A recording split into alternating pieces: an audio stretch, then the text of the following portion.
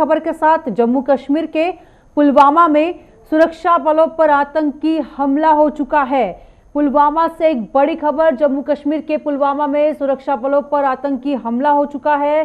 CRPF और police team पर यह हमला किया गया आतंकवादियों के द्वारा और इस हमले में भारतीय सेना के एक जवान शहीद हो चुके हैं जबकि एक घायल हो चुके हैं। सीआरपीएफ और पुलिस टीम पर यह हमला किया गया है और इसमें एक दुखद खबर, जहां पर अब एक जवान शहीद होने की खबर बाहर आ रही है जबकि एक जवान गंभीर रूप से घायल बताए जा रहे हैं। जम्मू कश्मीर के पुलवामा में सुरक्षा बलों पर आतंकवादियों ने हमला किया। जिस तरह से लगातार आतंकवादी गतिविधियां यहां पर हम साफ तौर पर देख रहे हैं, लगातार ये गतिविधियां जारी है और इसी बीच लगातार हम ये भी देखते हैं कि आतंकवादियों के बीच और भारतीय सेनाओं के बीच किस तरह से मुठभेड़ होती है। और इसी बीच आज एक बड़ी खबर जम्मू कश्मीर के पुलवामा से, जहां पर अब सुरक्षा बलों पर आतंकी हमला हो चुका है और इसी बीच इस हमले में भारतीय सेना के एक जवान शहीद हो चुके हैं जबकि एक जवान गंभीर रूप से घायल हो चुकी है।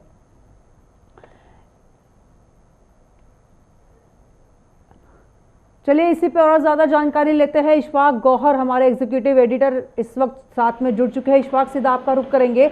जिस तरह से देख रहे हैं आतंकवादी गतिविधियां लगातार जारी है और इसी बीच जो पुलवामा में आज आतंकी हमला हुआ है इसमें एक जवान शहीद हो चुके हैं, एक घायल भी हो चुके हैं, क्या कुछ अपडेट?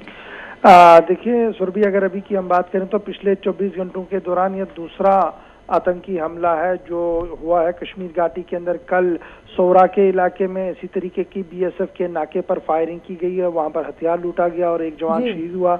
वहीं पर अगर आज की हम बात करें तो पुलवामा का एरिया है जहां पर जो सीआरपीएफ का नाका था उस पर फायरिंग की गई है और उसमें 3 लोग जो है वो घायल हुए थे, जिन घायलों में एक की जो है वो मौत हुई है और उसके बारे में माना जा रहा है कि वो जम्मू कश्मीर पुलिस का कांस्टेबल है, अनूप सिंह उसका नाम बताया गया है। अगर अभी पुष्टि पुलिस की तरफ से होना बाकी है, लेकिन ये जो हमला हुआ है पुलवामा के अंदर, ये कहीं ना कहीं उसके बाद आपको याद होगा कि इन्हीं एरियाज के अंदर साउथ कश्मीर के अंदर टॉप मोस्ट मिलिटेंट कमांडर्स मारे गए हैं, एक के बाद एक ऑपरेशन हुआ है।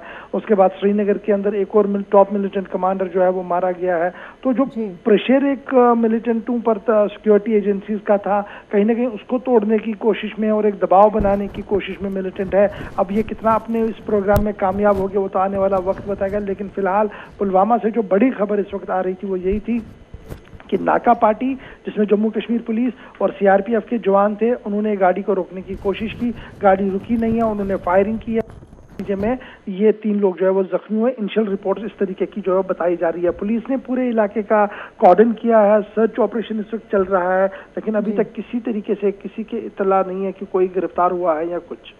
चलिए इशफाक, बहुत बहुत शुक्रिया आपका तमाम जानकारी के लिए। तो इशफाक गौहर जिस तरह से बता रहे थे, पूरी तमाम जानकारी इस घटना को लेकर दे रहे थे। जम्मू कश्मीर में पुलवामा में सुरक्षा बलों पर आतंकी हमले के बाद अब एक जवान शहीद हो चुके हैं और एक घायल बताए जा रहे हैं जबकि आतंकवादी हमला सीआरपीएफ और पुलिस टीम पर हो चुका है।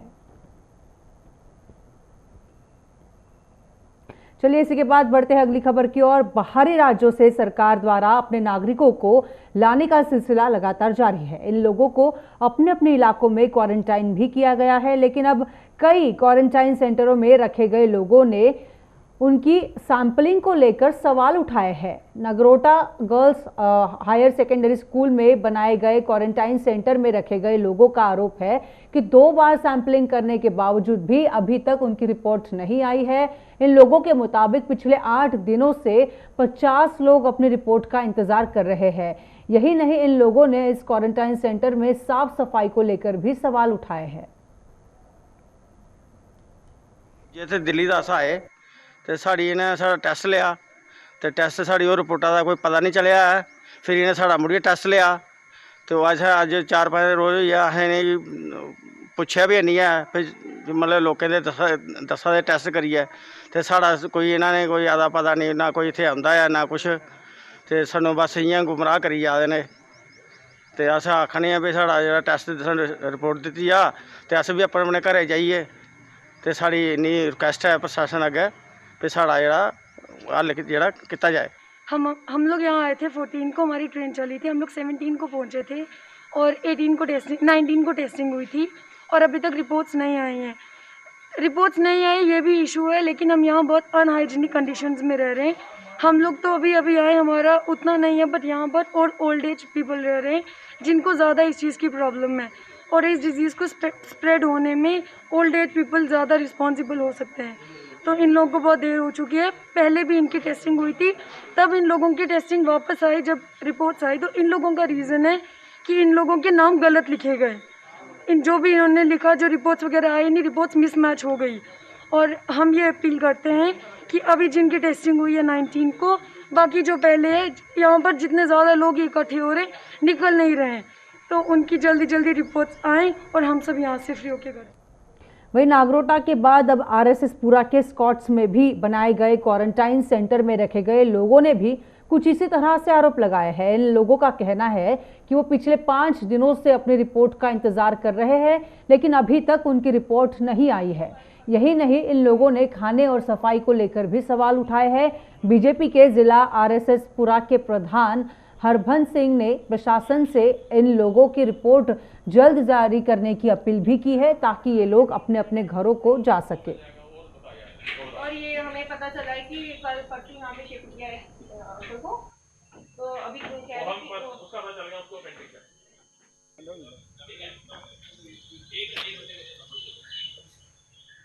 मेरे को ये कहना है कि हमारी कम से कम रिपोर्ट तो आए, घर भेजो। ऊपर से इतनी मोटी मोटी चपातियाँ हैं, हमें 3 दिन से ब्रेकफास्ट नहीं कर रहे हैं। जो कर रहे हैं लंच कर रहे हैं, जो लंच में आती है राइस आते हैं इसमें। क्या ब्रेकफास्ट नहीं मिल रही आपको? सब कुछ मिल रहा है, पर इतनी दूर से आता है कि यहाँ पहुँचते पहुँचते वो इतनी वाला हालत हो जाती है कि वो हमें जानवरों को देनी पड़ती है। डस्टबिन देखो, डस्टबिन में फेंकते हैं। रोटियाँ देखो, जिन्होंने नहीं खाई यहाँ पे पड़ी हुई हैं। हमारे जिला के उपाध्यक्ष हैं शोक जी, इनके साथ सूरज जी, इनके सभी को ड्यूटी लगा रखी है। तो जो इनका खाना आ रहा है वो ठंडी खुई से आ रहा है, बाबा जी के जो हमारे व्यास घर से हैं, जहाँ पे इनका सेंटर है, वहीं से आ रहा है। अगर इनकी कंप्लेन है थोड़ा ठंडा हो रहा है, वो हम अभी जाके आधे पौने घंटे में जी हम ऊपर रिपोर्ट भेज देंगे। अशोक जी हम मेरे साथ खड़े हैं, ताकि इनको खाना ठीक मिले। हमारी कोशिश है कि इनको किसी किस्म की कोई दिक्कत नहीं होनी चाहिए, लेकिन ये ऐसी एक बीमारी है, इनको भी जहाँ रखा हुआ है, इनके रिजल्ट अभी नहीं आए। मैं कोशिश करूंगा अभी जाके डायरेक्टर मैडम से बात करके कि इनका रिजल्ट जल्दी भेजा जाए, ताकि ये जितने भी नेगेटिव, सभी को नेगेटिव हो, मैं कहता हूँ सभी नेगेटिव अपने अपने घरों में चले जाएं। वहीं जम्मू के हरी मार्केट इलाके में एक संकरी गली में चल रहे होटल को क्वारंटाइन सेंटर में तब्दील करने से स्थानीय लोगों में गुस्सा है। इन लोगों का आरोप है कि होटल मालिक ने बिना किसी एनओसी के इस होटल में क्वारंटाइन सेंटर में बदलने का फैसला लिया है, जिससे आसपास रहने वाले लोगों और दुकानदारों को यहाँ भी ये महामारी फैलने का अब डर सता रहा है। दुकानदारों का कहना है कि करीब 2 महीने बाद उन्हें दुकानें खोलने की अनुमति मिली है और अब इस होटल का मालिक अपनी मनमानी के चलते उनके लिए खतरा साबित हो रहा है। इस क्वारंटाइन सेंटर में अगर एक भी पॉजिटिव मामले सामने आए हैं या फिर मामला सामने आ जाता है तो कोरोना वायरस यहाँ रहने वाले लोगों को भी अपनी चपेट में ले सकता है। बिना एनओसी लिए हुए पूरा क्वारंटीन सेंटर बना दिया और हमें पूरा रेजिडेंशियल एरिया है। दुकानें 2 महीने के बाद हमारी खुली हैं और आज ये क्वारंटाइन सेंटर बना दिया इन्होंने बिना पूछे हुए। किसी से भी एनओसी नहीं ली, ना दुकानदारों से पूछा है, ना मोहल्ला पीछे पूरा रेजिडेंस एरिया। कल को एक भी पॉजिटिव केस आ गया तो पूरा एरिया सील हो जाएगा। हम कहाँ जाएंगे? आगे 2 महीने से घर बैठे हैं, आज दुकानें खोलने का थोड़ा सा मौका मिला है तो ये ऐसा कर रहा है। ये शुरू से ही ऐसा करता है। रेजिडेंशियल एरिया भी है, दुकानें भी हैं और छोटी गली है। यहाँ पे क्वारंटाइन सेंटर बनाना बिल्कुल गलत है। अगर एक भी यहाँ पे कुछ भी पॉजिटिव केस आ गया तो पूरा इलाका हमारा सील हो जाएगा। तो ये तो ना तो इन्होंने मोहल्ले वालों से एनओसी ली है, ना किसी से पूछा है और रातों रात इन्होंने यहाँ पे क्वारंटाइन सेंटर बनाकर बहुत गलत किया। चाहते हैं इसको जल्द से जल्द यहाँ से शिफ्ट किया जाए। यहाँ पे रेजिडेंशियल एरिया में ऐसा क्वारंटाइन सेंटर, मतलब यहाँ पे एक रेजिडेंशियल एरिया है, काफ़ी बिजी मोहल्ला है ये, जहाँ पे हज़ारों घर बने हुए हैं। उन्होंने ये क्वारंटाइन बना दिया, किस बिहाफ पे बना दिया सर? लोगों को और लोगों को भी मार करना चाहते हैं ये। हमारा तो यही है कि ये इसको कैंसिल किया जाए।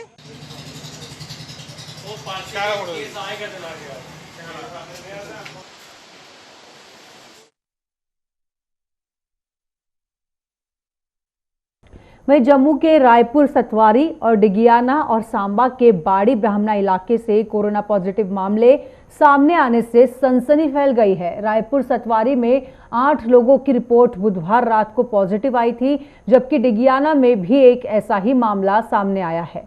बताया जा रहा है कि पिछले दिनों डिगियाना में कोरोना महामारी से जान गंवाने वाले शख्स का ही एक कॉन्टैक्ट कोरोना पॉजिटिव पाया गया है और साथ ही में इन दोनों की ट्रैवल हिस्ट्री भी बताई जा रही है। दूसरी ओर जम्मू के त्रिकुटा नगर इलाके में भी एक डॉक्टर कोरोना वायरस से संक्रमित पाया गया है। रायपुर सतवारी, डिगियाना, बाड़ी ब्राह्मणा का वार्ड नंबर 1 और त्रिकुटा नगर के भी उस हिस्से को सील कर दिया गया है जहां का ये डॉक्टर रहने वाला है।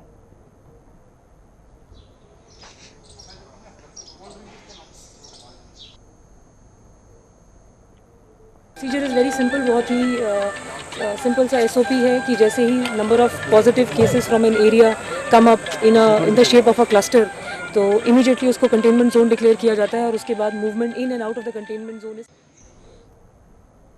वहीं थन्ना मंडी में फंसे घाटी के मजदूरों ने स्थानीय प्रशासन से मदद की गुहार लगाई है।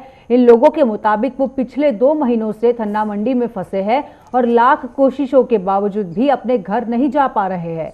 इन लोगों के मुताबिक 2 मई से उन्होंने घर जाने के लिए अनुमति लेने के साथ साथ अन्य औपचारिकताएं भी पूरी कर ली है, लेकिन उन्हें घाटी जाने के लिए गाड़ी नहीं मिल रही है। अब न तो उनके पास पैसे हैं और न ही खाने पीने के लिए कुछ बचा है।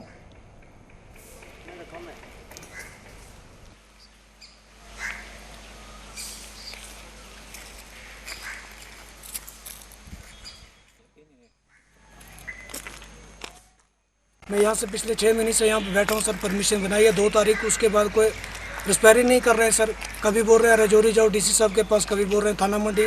हमने मेडिकल भी करवाए, ये भी करवा, कभी हमें गाड़ी नहीं मिलती है सर। गाड़ी वाला एक बनाया, उसके वो मांगते 20,000 हमारे से सर। हमारे पास पैसा नहीं है सर। हम घर जा रहे थे, बीवी बच्चे हैं सर, छोटे छोटे बच्चे हैं। हमें सर बांडीपुरा जाना था ईद करने के लिए सर। अब परेशान यहाँ पे बैठे जी सर।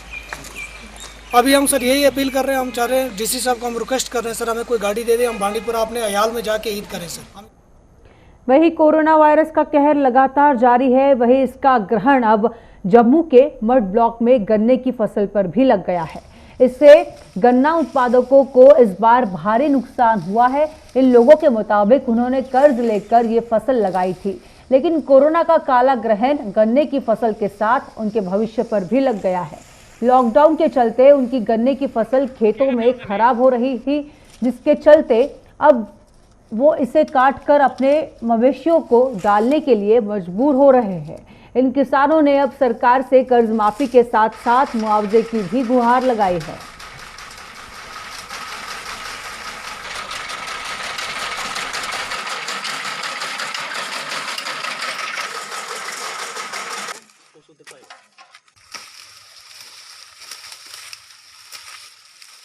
कोरोना वजह कन्नै नेईं बिका नेईं कुछ है, मंडी बंद है, रेहड़ियां नहीं लग्गियां। रेहड़ी कारण गै लगदा हा गन्ना, रेहड़ियां जूस बिकदा हा, पींदे लोग ते बिकदा हा। ओह् बिका नहीं करदा ते गन्ना इ'यां सड़ा करदा इत्थै। ते अस इस गल्ला करियै बड्ढियै डंगरें पा करदे आं कि साढ़े खेतर गै खाली होई जान ते होर केह् करना, फिर अगली फसल लाई लैन्ने आं इस वजह कन्नै। ते कन्नै सानूं इस वजह कन्नै कोरोना वजह कन्नै बड़ा फर्क पेआ, बड़ा घाटा पेआ सानूं। असें लोन बी लैते दा हा ते लोन बी हून चुका सकदे आ कि एह्दे पर गै उम्मीद ही साढ़ी है नी, ते एह्दी वजह कन्नै गै अस हून थल्ले लग्गी गे आं। कोरोना की वजह से सब कुछ नुकसान हो गया। ये तो हमारा वेस्टेज हो गया सारा कुछ, क्योंकि जो हमारा ये गन्ना था डेली हम मंडी लेके जाते थे, जहाँ हमारे गन्ने के जूस वगैरह निकलता था। अभी तो जूस वाली सारी रेहड़ियाँ वगैरह वो भी बंद है, तो जो मंडी थी मंडी भी बंद होगी। अभी हम इसके लिए ये काट के लेके जा रहे हैं, तो अपने गाँव को चारा वगैरह डालेंगे इनको, इसलिए हम यहाँ से लेके जा रहे हैं, क्योंकि ये वेस्टेज है। यहाँ सब पड़े पड़े तो सड़ जाएगा। इससे बेटर है कि हम अपने बछड़ों को डालेंगे, गांव बछड़ों को डालेंगे, तो वो उनका पेट तो भरेगा। हमारा तो चलो ऊपर वाला देख रहा है, जो कोरोना की वजह से हालत हो रहा है, लेकिन उनके पेट में तो कुछ आएगा। तभी हम अब ये काट के अपने घर के लेके जा रहे हैं, वहाँ पे मशीन में काटेंगे और अपने बछड़ों को डालेंगे। तो साढ़ा गन्ना नहीं बिका करता मंडी, तो बिल नहीं लगा, जूस बिका नहीं करता। तो जो ये गन्ना जो साढ़ा अस बड्डी बड्डी अस डंगरें अग्गें चारा करिए पा करते हैं। तो गौरमेंट सानू जो गन्ने का जो ਸਾਡਾ ਲੋਕ ਰਸ ਨਹੀਂ ਪੀਆ ਕਰਦੇ ਹਨ ਵੀ ਤੇ ਗੰਨਾ ਸਾਡਾ ਬਰਬਾਦ ਆ ਡੰਗਰਾਂ ਦੀ ਚਾਰਾ ਵੱਡੀ ਵੱਡੀਆਂ ਪਾ ਕਰਦੇ ਆ ਤੇ ਗਵਰਨਮੈਂਟ ਤੋਂ ਹੀ ਜਿਹੜਾ ਕਰਜ਼ ਲੈਦਾ ਜਿਹੜਾ ਇਹ ਗਵਰਨਮੈਂਟ ਕੋਲ ਜਿਹੜਾ ਕਿਸਾਨ ਗਵਰਨਮੈਂਟ ਕੋਲ ਕਰਜ਼ ਲੈਦਾ ਹੈ ਤੇ ਕਿਸਾਨ ਕਾਰਡ ਜਿਹੜਾ ਬਣਾਇਆ ਦਾ ਉਹ मुआवजा ਜਿਹੜਾ ਸਾਨੂੰ गवर्नमेंट ਜਿਹੜੀ माफ़ करना। वहीं नहरों की साफ सफाई के काम को लेकर सिंचाई विभाग हमेशा ही विवादों में रहता है और कभी विभाग पर नहरों को सही तरीके से सफाई न करने के तो कभी नहरों से निकाली गई मिट्टी को न उठाने के आरोप लगते रहते हैं। इस बार भी सिंचाई विभाग पर लोगों ने इस तरह के आरोप लगाए हैं। आरएसपुरा की सलेहट पंचायत के लोगों के मुताबिक इस बार विभाग ने नहरों की सफाई तो ठीक की है, लेकिन नहरों से निकाली गई मिट्टी को नहीं उठाया गया है, जो दोबारा नहरों और सड़कों पर बिछ रही है।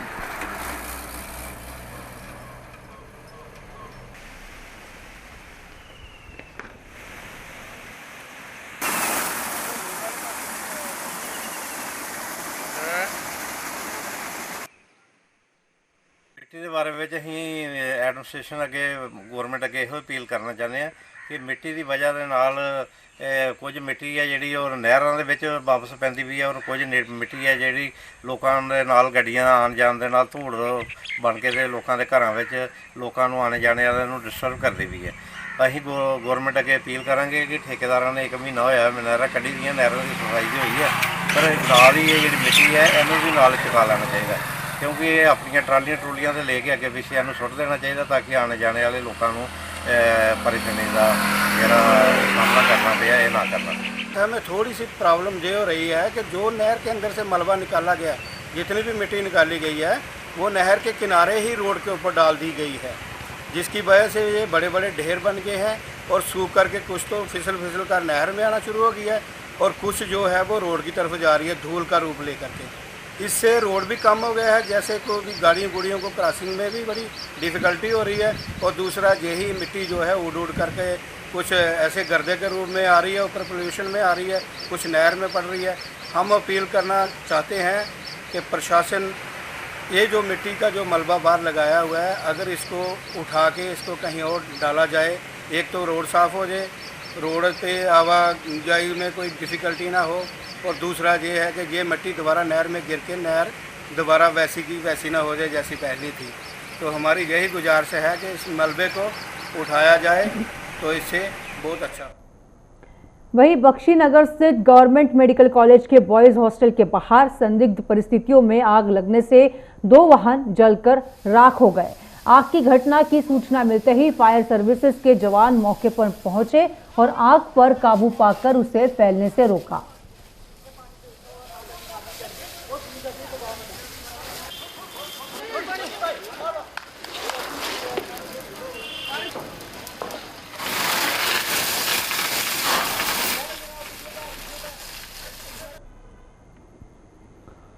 तो बख्शीनगर स्थित गवर्नमेंट मेडिकल कॉलेज के बॉयज हॉस्टल के बाहर की ये तस्वीरें आप देख रहे हैं, जहां पर 2 वाहनों को संदिग्ध परिस्थितियों में अचानक से आग लग गई, लेकिन आग लगने का कारण अब तक के नहीं पता चल सका है। और आग की घटना मिलने के बाद, ये सूचना मिलने के बाद फायर सर्विसेज, फायर ब्रिगेड्स वहां पर मौके पर पहुंची और वहां पर जाने के बाद जवान मौके पर पहुंचे और आग पर काबू पाने का ये जो सिलसिला है वो लगातार चलते रहा। जिस तरह से फायर ब्रिगेड्स की गाड़ियां आप साफ तौर पर यहाँ देख रहे हैं और साथ ही में फायर सर्विसेज के जवान हैं जो इन तमाम गाड़ियों पर आग लगने के बाद उस पर पानी की बौछार करके आग पर काबू पाने की कोशिश कवायद यहाँ पर की जा रही है।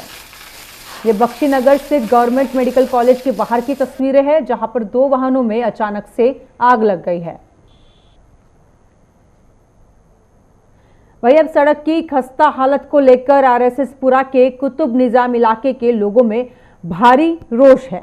उनके मुताबिक पिछले कई वर्षों से वो कुतुब निजाम के दबलेहड़ जाने वाले सड़क की मरम्मत के लिए सरकार से गुहार लगा रहे हैं, लेकिन कहीं भी उनकी सुनवाई नहीं हो रही है। इन लोगों के मुताबिक सड़क की खस्ता हालत से जहां उनका चलना फिरना दुश्वार हो रहा है, वहीं इससे उठने वाली धूल मिट्टी के कारण उनका सांस लेने में भी अब बुरा हाल हो रहा है।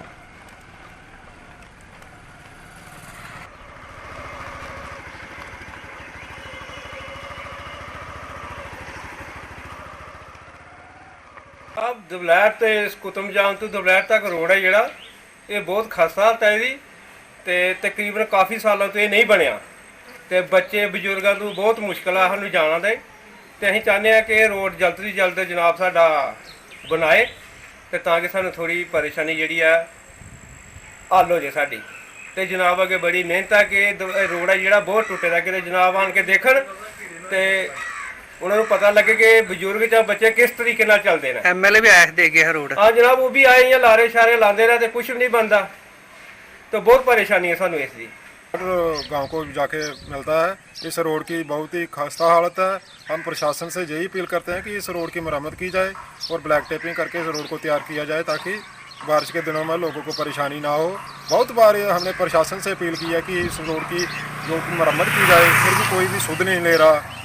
ये रोड की बहुत ही खस्ता हालत है। बारिश के दिनों में बहुत बड़े बड़े खड्डे हो गए हैं, पानी इकट्ठा हो रहा है, लोगों को कठिनाई आ रही है, बच्चे स्कूल जा रहे हैं तो उनके भी धूल मिट्टी जो भी गंदगी है लोगों को बहुत परेशानी आ रही है। धूल अभी ये देख रहे हो आप गर्मी के दिनों में बहुत ही बुरी हालात है, डस्ट उड़ के लोगों के घरों में जा रही है। लोगों को वहीं लॉकडाउन के चलते परेशानियों का सामना कर रहे किसानों को इस बार फिर कुदरत की मार झेलनी पड़ रही है।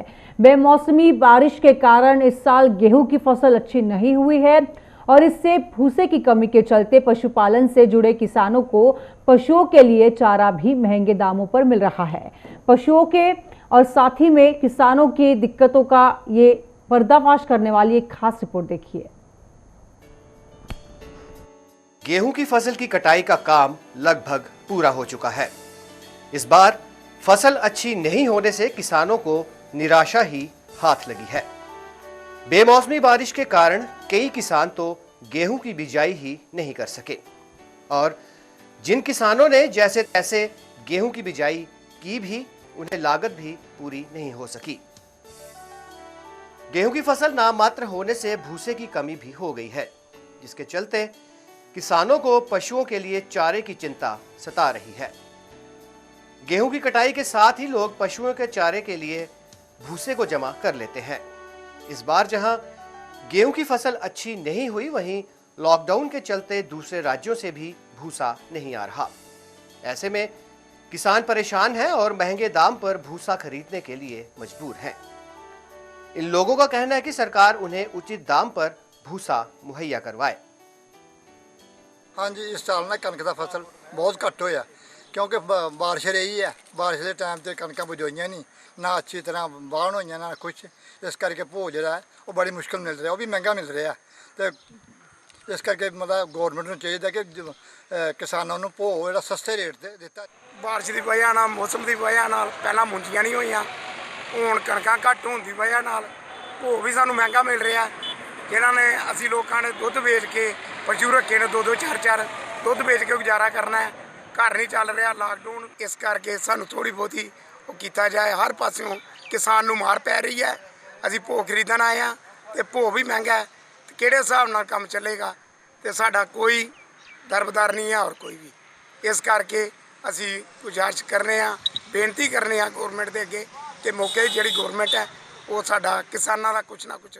साल 2022 तक किसानों की आमदनी को दोगुना करने के लक्ष्य को लेकर प्रयासरत सरकार को उनकी जरूरतों को पूरा करने पर विशेष ध्यान देने की जरूरत है। लॉकडाउन के चलते लगाई गई पाबंदियों के बीच सरकार को यह भी सुनिश्चित करना चाहिए कि आमजन की जरूरतों की तरह पशुपालन से जुड़े लोगों के बारे में भी सोचा जाए। बड़ी संख्या में ऐसे लोग हैं जो पशुपालन के माध्यम से अपने परिवार का पेट भरते हैं, जिनकी समय पर तमाम जरूरतें पूरी हो सकें। इसके लिए सरकार को उचित कदम उठाने चाहिए। न्यूज़ डेस्क से यश शर्मा की रिपोर्ट।